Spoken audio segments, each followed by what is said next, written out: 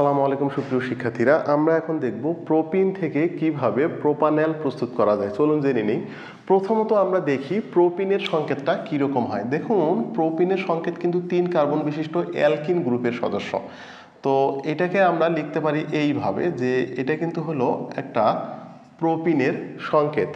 আমরা এই প্রোপিন থেকে তৈরি করব হইল প্রোপানল তৈরি করব। তো প্রোপানলের সংকেতটা কীরকম হচ্ছে, 3 কার্বন বিশিষ্ট অ্যালডিহাইড গ্রুপের সদস্য, এটা হচ্ছে আমাদের হইল প্রোপানল। এটা হচ্ছে প্রোপানলের সংকেত।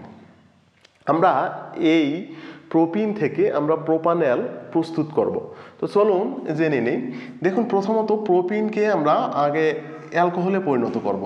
দিস ইজ ভেরি সিম্পল, এটা বিভিন্নভাবে করা যায়। নাম্বার 1 প্রসেস, আমরা আগে এইটা তৈরি করি। প্রোপানল কিভাবে তৈরি করা যায় এটা আগে দেখি। তো দেখুন, প্রোপানলকে আমরা জানি অ্যালকোহলকে জারিত করলে প্রোপানল তৈরি হয়। তো এইখানে আমি লিখে দিলাম অ্যালকোহল। তো 3 কার্বন বিশিষ্ট যদি আমার অ্যালকোহল হয় তাহলে আমার সংকেতটা হবে এইরকম, ঠিক আছে? এটা হলো প্রোপানল।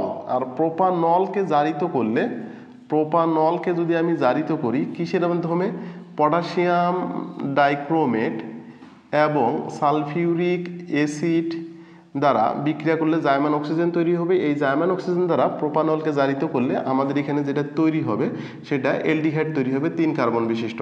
এখানে জয় কার্বন বিশিষ্ট যৌগ থাকবে, এখানে ঠিক তয় কার্বন বিশিষ্ট তৈরি হবে। তো এইখানে আমাদের তৈরি হবে হলো 3 কার্বন বিশিষ্ট অ্যালডিহাইড। এখন প্রশ্ন হচ্ছে তাহলে প্রোপানল আমি কিভাবে পাবো? প্রোপাইল অ্যালকোহল পাইলাম, ওকে ফাইন। আমরা তো কিছুক্ষণ আগে আমরা এটা শিখেছিলাম আগের বিক্রিয়াগুলোতে যে প্রোপাইল ব্রোমাইডের সাথে, তাইলে আমরা কি লিখতে পারি এখানে, এখানে যদি আমি লিখি প্রোপাইল ব্রোমাইডের সাথে, প্রোপাইল ব্রোমাইডের সাথে যদি আমি সোডিয়াম হাইড্রোক্সাইডের জলীয় দ্রবণকে উত্তপ্ত করি তাহলে কিন্তু আমি এখানে হলো প্রোপানল পাবো, ঠিক আছে? তাহলে এই প্রোপানলের সাথে আমি এখানে পাবো হলো সোডিয়াম ব্রোমাইড। এখন প্রশ্নতে প্রোপাইল ব্রোমাইড কিভাবে তৈরি হয়, আমি জানি যে প্রোপেনের সাথে যদি আমি ব্রোমিনকে বিক্রিয়া করাই, এইখানে আমার হলো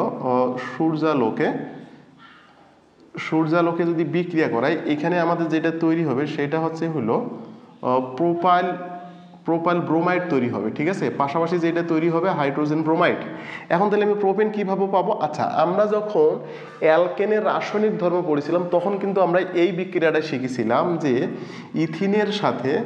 ইথিনের সাথে যদি আমি হাইড্রোজেন সংযোজন করি নিকেল প্রভাবকের উপস্থিতিতে 180 থেকে 200 ডিগ্রি সেলসিয়াস তাপমাত্রায়, এখানে কিন্তু আমার হলো ইথেন তৈরি হয়েছিল। এই ব্যাখ্যাগুলো আমি আগেও করছি, এই সময় দেখে থাকো, তাহলে এই বিক্রিয়াটাও তোমার জন্য সহজ হবে। কারণ এটা হলো ইথিন, এটা হলো propene, this is the same way, just খালি একটা কার্বন বেশি হবে।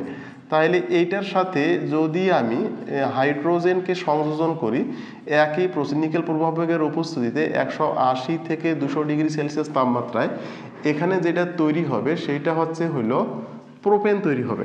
তো দেখো, তাহলে আমি এটা কিভাবে পাইলাম?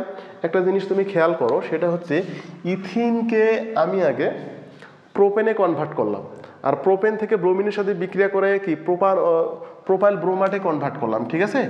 তো প্রোপাইল ব্রোমাইডে কনভার্ট করলাম, আর প্রোপাইল ব্রোমাইড থেকে সোডিয়াম হাইড্রোক্সাইডের সাথে বিক্রিয়া করে প্রোপানলে কনভার্ট করলাম, আর প্রোপানলকে কনভার্ট করে আমরা এইভাবে প্রোপানল তৈরি করলাম। তো ধন্যবাদ, সবাই ভালো থাকবেন, আল্লাহ হাফেজ।